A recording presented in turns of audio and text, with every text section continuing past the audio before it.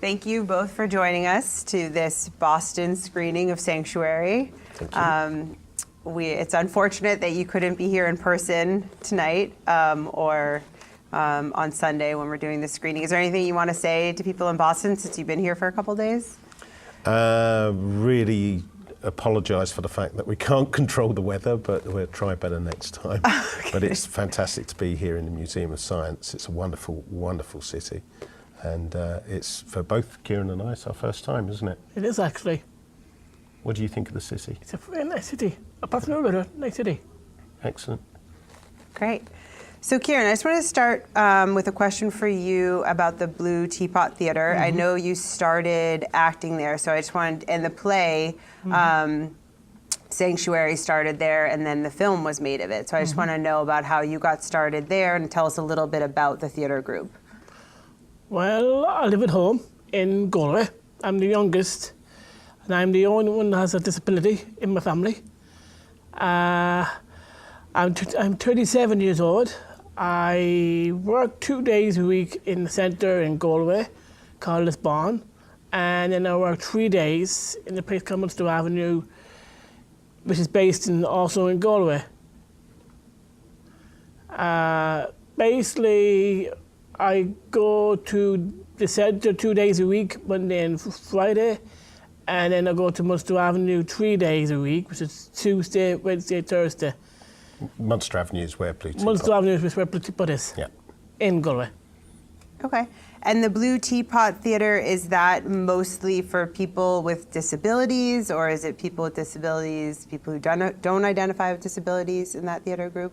It's a mix of people that work in, it's a mix of people that work there with disabilities, yeah. Okay. So it's inclusive, isn't it? Very inclusive. And a big part of your life? Big part, Okay. yeah. But primarily concentrating on intellectual disability. So the main troupe of actors, you all have intellectual disabilities. Yes, we all have. And were you the male lead in the play as well? Yes, Celine and I were the lead characters in it, yes. Okay. And Len, how did you get connected to the film? I was originally back in 2010, I think I was interviewed to write a short film for Blue Teapot Theatre Company. And that meant I got literally interviewed by the guys and auditioned by them. And interestingly, at that time, there were 3 of us up for the position who were shortlisted to write this particular film script. And one was Christian O'Reilly, and one was myself. So Christian, of course, wrote the play Sanctuary and the screenplay Sanctuary. So that was my first time working with the guys, working on this short film script, which we performed as part of Culture Night in September 2011, which is across Ireland. Every town has events for Culture Night, and we did a performed reading of this short film script in the hope that we might get money to make it, but effectively from that moment on I then started working with the actors on basically how you work on camera as actors. Okay.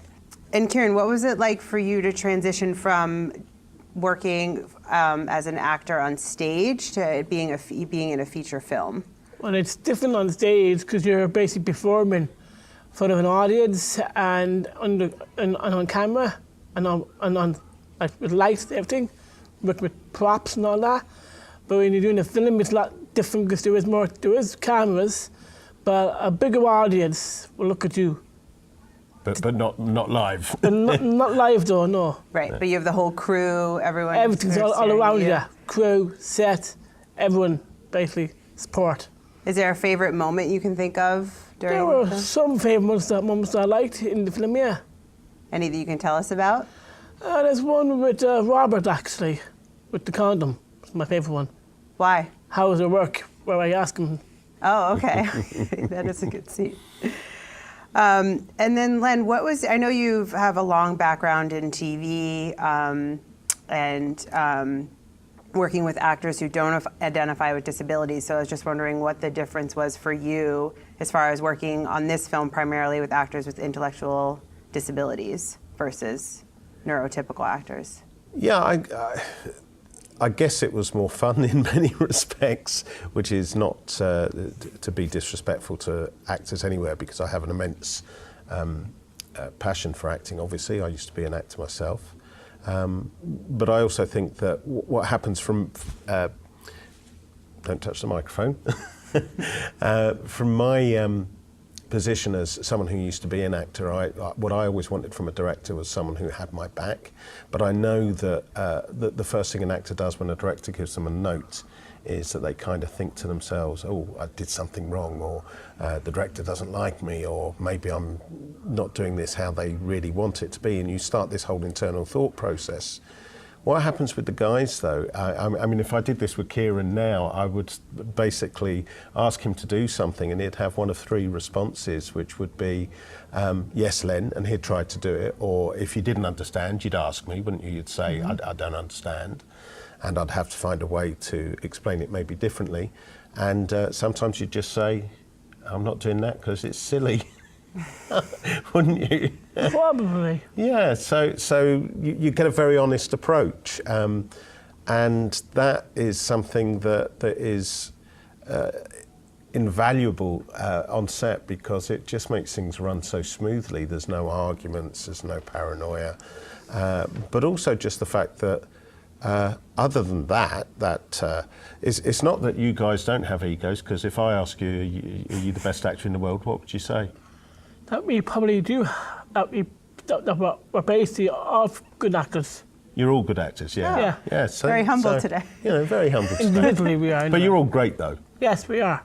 So there's, you know, there is a bit of an ego there, but it's expressed in a very different way, and yeah, we just get on, really, don't we? Yeah, we do. So.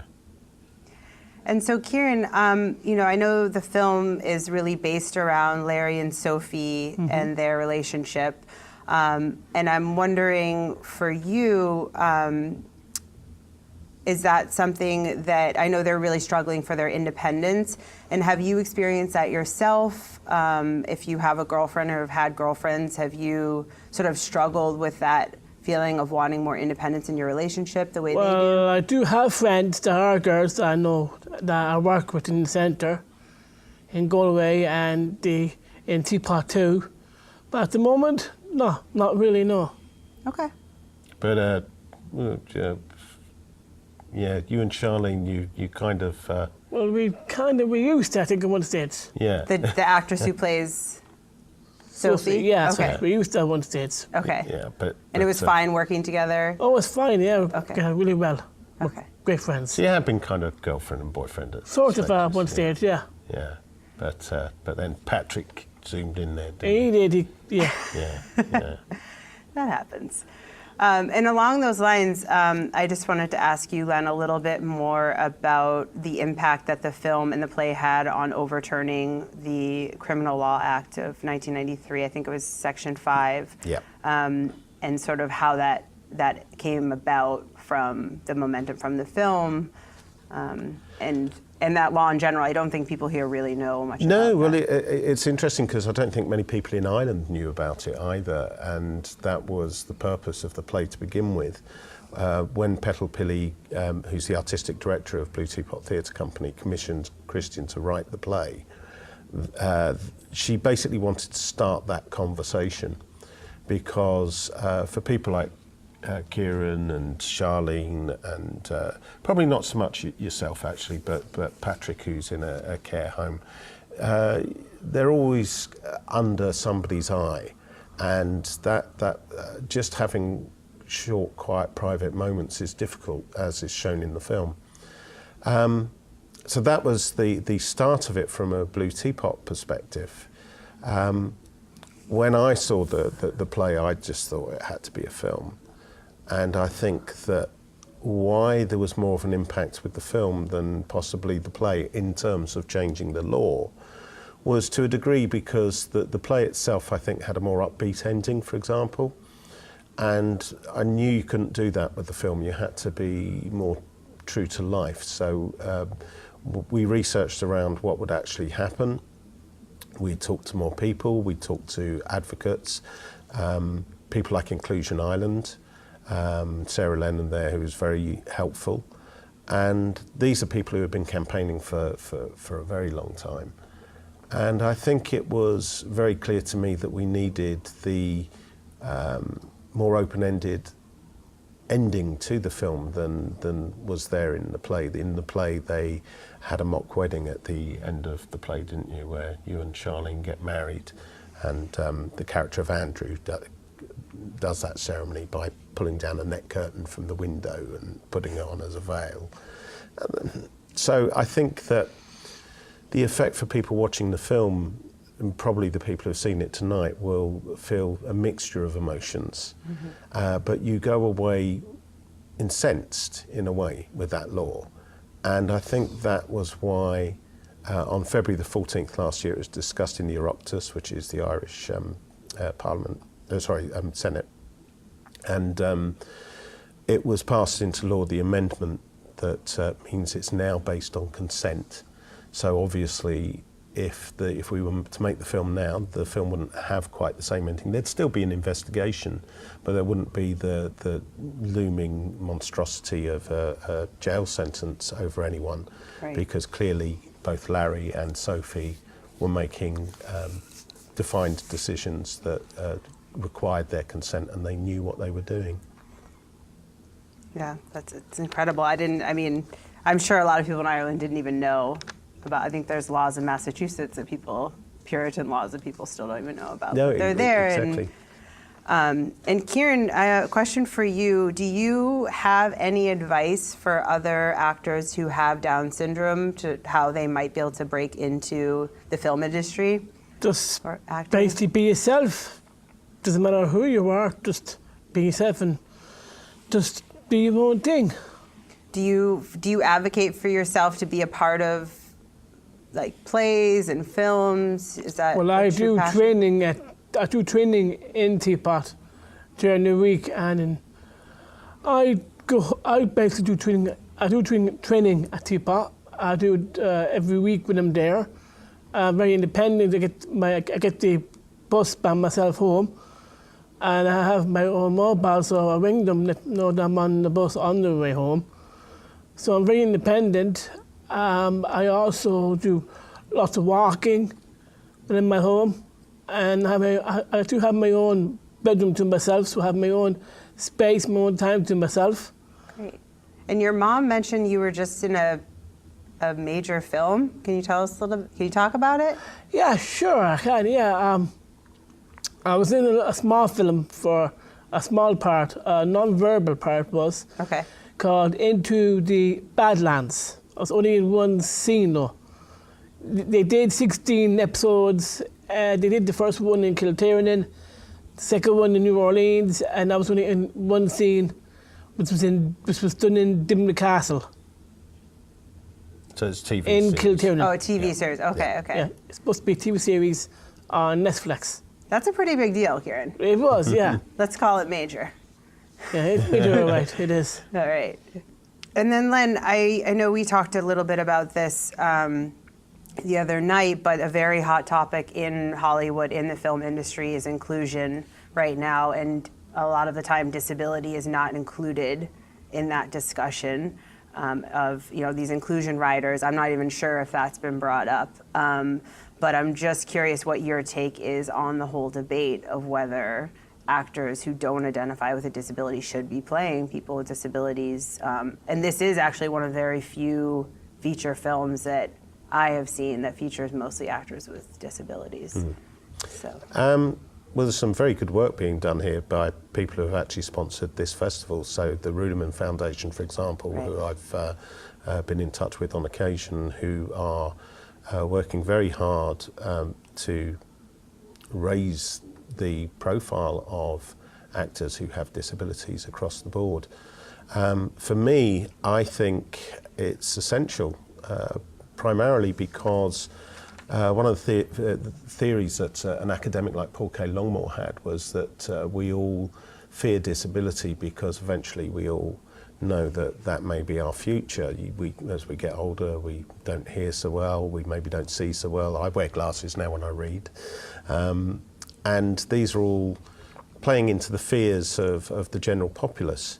But actually, there is nothing to fear because Kieran is Kieran, and Kieran is a star, and he has a unique ability. His acting ability is as good as any actor I've ever worked with. We talked about Michael Hayes, who is one of the best sight readers I've ever come across in my life. Michael plays Peter, who's the guy in the cinema. I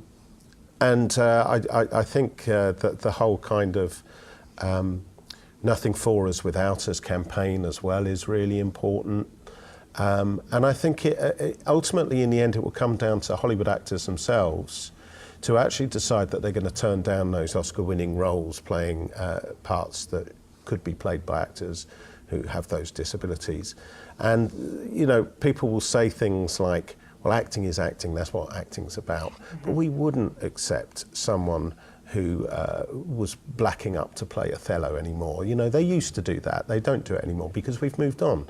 And we wouldn't accept blackface from the minstrel shows or any of these things. So why do we accept it with disability? It's just not correct.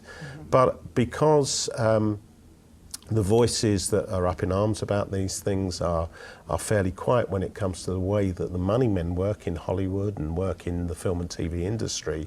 They want stars. So what we have to do is we have to create stars who happen to have disabilities. And without that, it's never going to change. I want Kieran to be in many more productions and not just playing someone who has Downs. I mean, clearly he does have Downs, so any character he plays will have Downs. But he's got a very varied range. He's a good comic actor and a good tragic actor. So, yeah, just, you know, cast actors who have different, diverse abilities. It's the only way forward. And you think, I mean, we're not there yet as far as them being truly receptive to No, not at all. diversity. I mean, I think the hardest thing for us with this film is getting people through the door to watch it in the first place. If you'd say to someone, would you like to go and see a film about sex and disability, and oh, by the way, the actors are actually disabled, you know, people, it's not quite the same as saying, let's go and see the latest Spider-Man movie or whatever. Right. So whilst no one in either this side of the Atlantic or the other side of the Atlantic will admit to having prejudices, what was really refreshing about a recent experience in Cairo, where the film was shown, was actually the Arab world really embraced it. And again, what's interesting about that is the fact that what happens in Sanctuary, the two characters being in a hotel room without being married, in Egypt, that actually would be illegal for everyone, which in a weird kind of way made it more inclusive. But afterwards, at the Q&A, it was they were really fired up about the whole thing because they saw Ireland as a progressive country and then was suddenly questioning whether it truly was progressive to have had this law, but grateful that it had changed. But they're the kind of experiences that you only get if you actually watch the film. So that our experience with that is both highs and lows, but what we hope is that we're the first of many films, and in fact I've already heard of a film today that was reported in The Guardian that is doing the same thing about a guy with autism who it's his romantic love story, and the director, whose name is Israel something, I've forgotten the name of the film, but look out for it because I think it's in LA in a few months. But she is cast correctly. She has cast people who are autistic in all the roles, including her friend who she based the film on. So it's beginning to happen. There's films like My Feral Heart. There are films, well, many films that have been shown in ReelAbilities festivals. So it's about breaking out into the mainstream, I think. And one of the things, sorry, I'm waffling on now, but one of the things that we really wanted to do when we made Sanctuary is make it accessible to everyone. And I think what happens is initially when people start watching the film who are not disability advocates or don't happen to know people with Down syndrome or are just out in the ableist community, it takes them a while to actually understand what they're watching, but then they forget and they just watch a film and enjoy it as a film. That's what we want. But Right. We need them to start watching. Yeah. I mean, I think the film is entirely proof positive that people, you know, who have intellectual disabilities can act. All of them. I mean, you're not Larry, right? You're Yeah. Kieran, and you're I playing am. Larry, and you played Larry really, really well, but that's a completely different character than you. And I feel like the more I've learned about a lot of the actors, they really stepped outside themselves to play the roles that they did. Yes. And it's possible. Oh, absolutely. I mean, I think there's the roles were written specifically for each of the actors, but very much with you guys involved with those decisions of what your characters were. Like you chose the name Larry, didn't you? I did. Who did you choose the name from? Because I remember there were two actors who had the exact same name. One was Larry Lamb and the other was Larry Hagman. So, where was Larry Hagman from? He was from the thing called Dallas. He was J.R. Ewing in Dallas. Oh, okay, yeah. So And Larry Lamb, That's he right. was in Gavin and Stacey, and he played Archie in EastEnders at 1.2. So very much, as is in the film, quite often your reference points are popular long-running TV series, aren't they? But Yeah, Dallas was yeah. pretty cool, and Larry Hagman was pretty cool. He was pretty cool. Yes. If you could be in any show or play any character, what would it be? Do you have a dream? Well, I do watch the soaps. I watch them every week at home, and there is one that I would really want to be in. Which one? It's Coronation Street. Is that a Irish? It's on most every week, Okay. Monday to Friday. Okay. It's actually a UK, UK, show, okay. yes. So that's it, set in Manchester. It's in called the UK. Carnation Coronation Street. Coronation. Oh, Coronation Street. Okay. Yes. All right. If anyone has connections, Kieran, it's a great. Well, I have actor. family in Manchester anyway, so. All right. I just have one final question. Was that real Guinness in the pub scene? Yes, it was, yes. And for poor old Paul Connolly, who plays Matthew in the film, he literally does not drink. And with each progressive sip of the Guinness, I think he was getting a little bit tipsy in some of those scenes. So it's kind of quite ironic, the line that Frank says when he says, well, have you been drunk before, Matthew? and he says, no, I don't drink. So that was very much Paul. So yes, you cannot fake Guinness, apparently. That's so We funny. didn't try. That's great. Well, thank you both. I really appreciate it. Thank you very much Film's for having wonderful. us, and thank you to everyone for supporting the film. And we've had a lovely time in Boston. Just wish the weather was better. We do too. Thank you. Thank you.